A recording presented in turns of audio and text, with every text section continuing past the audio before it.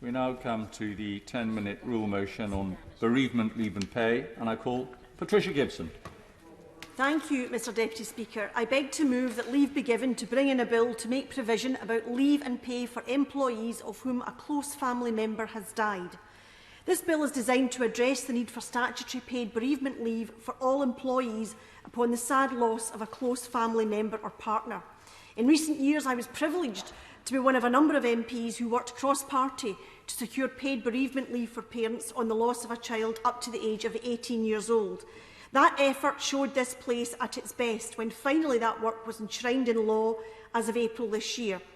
As that work was going on, I said in this very chamber that groundbreaking as that achievement was, it simply did not go far enough, and that's why I am presenting this bill. According to research commissioned by the charity Through Rider, a third of employees who experienced a bereavement in the past year did not receive any communication from managers or the leadership of their organisation about bereavement. Only 32% of employees are aware of whether their employer has a bereavement policy, despite the fact that we are in the middle of a global health pandemic with COVID-19 linked to over 152,000 deaths across the UK so far. Of those who felt well supported by their employer after experiencing a bereavement, 60% cited being allowed enough time off and not being pressured to return to work before they were ready, as key actions their employer took. This bill is timely, since the global health pandemic, which has touched us all in various ways, has sharply reminded us about the fragility of life and the profound and cruelly random nature of loss and bereavement. Relying on employer discretion with regards to time off for employees following a profound event like a bereavement is simply unfair. People deserve a level playing field. After all, death is the great leveller. Across the UK during this health pandemic, we have experienced bereavement on a distressing scale, and it has touched us all. Many of us have lost or have feared losing a loved one. This has had a significant impact on our workforce, as 7.9 million people in employment, 24% of all employees, have experienced a bereavement in the past 12 months.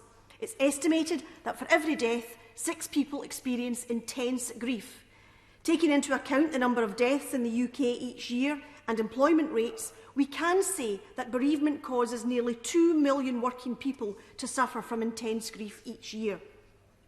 Such a profoundly life-changing experience brings with it potential long-term consequences for a person's mental and physical health, and in some cases can trigger mental health conditions such as depression, anxiety and post-traumatic stress disorders, as well as being linked to an increased likelihood of heart attacks, diabetes and increased mortality. The impacts of grief on society are huge and must no longer be left to the discretion of employers to manage in the workplace. We all know that many employers are supportive and understanding when an employee suffers a close bereavement, but we also know that many employers are not perhaps as supportive as they could be. Sometimes those who are grieving are pressured to return to work when they are still in the midst of the initial shock and trauma of loss. Without any statutory rights for employees to paid bereavement leave, the time and space to grieve for too many people is determined by the goodwill of their employer. That cannot be right and is counterproductive in a number of ways. Typically, UK employers offer 3 to 5 days compassionate leave for the death of a close relative, but the discretionary nature of this leave means potentially that thousands of employees are unable to take leave without fearing that it could undermine their job security. In addition, we know that those in less well-paid jobs are far less likely to receive any discretionary time off with pay when they suffer a bereavement or have any compassionate leave at all, and that is grossly unfair. We all need time and space to grieve without worrying about loss of pay or pressure to return to work too soon. Those on low pay are much less able to absorb the losses associated with unpaid leave and the immediate financial burden of bereavement. They are also at greater risk of being dismissed from work for taking time off or not being able to focus on their work due to the fog of grief.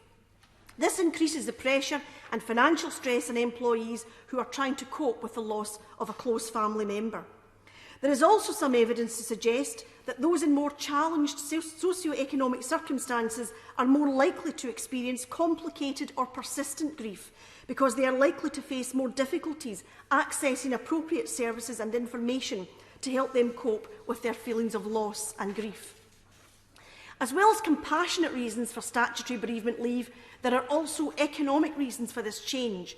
Research shows that grief experienced by employees who have lost a loved one costs the UK economy £23 billion per year and costs the Treasury nearly £8 billion per year.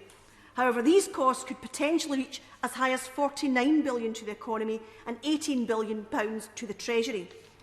Most of the considerable economic impact arises from grieving employees being unable to work at their normal levels of productivity while they deal with the emotional, practical and financial aspects of coping with the loss of a close relative.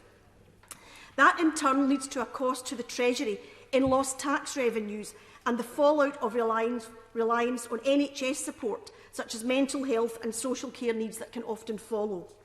So although statutory bereavement leave for all those who lose a close family member will involve costs, this is actually preventative expenditure, as it will lead to a significant saving for the UK economy and the Treasury and a more productive and resilient workforce with reduced staff absence. Such support will mean less reliance on NHS services or perhaps even social security support in the case of those employees who drop out of the workforce altogether following a close bereavement. So, of course, there is cost attached to this, but there's also significant costs to not doing this. It is in our interest as a society and is in the Treasury's interest to take full cognizance of the profound, debilitating effect grief can have on those who lose a loved one. And statutory paid bereavement leave is a progressive and enlightened measure for any society to have in place. Statutory bereavement leave for the loss of a close relative is something that people across the UK support. In fact, 62% of people across the UK believe it is the right thing to do. The current arrangements allowing leave for family emergencies carry no statutory obligation that such leave should be paid, and it very often is not. We need to put bereavement leave for all who lose a close relative or partner on a statutory footing. That is what this bill seeks to do, and this can be achieved if the political will is there to do it, and support for this measure certainly exists in wider society. I urge the Government to study the proposals contained in this bill carefully for the sake of the well-being of our workforce and our economy, and support the progressive and compassionate measures which would give the profound effects of bereavement the statutory recognition they need and deserve.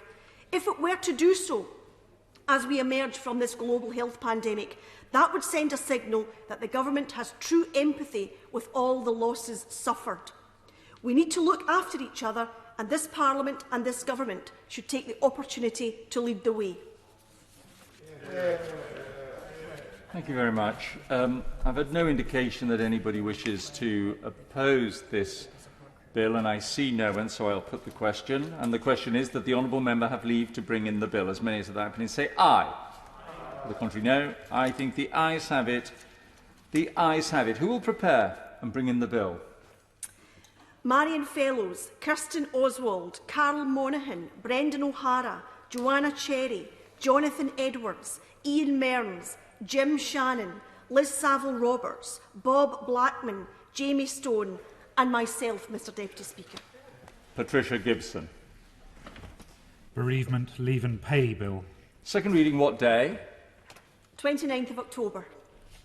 The 29th of October.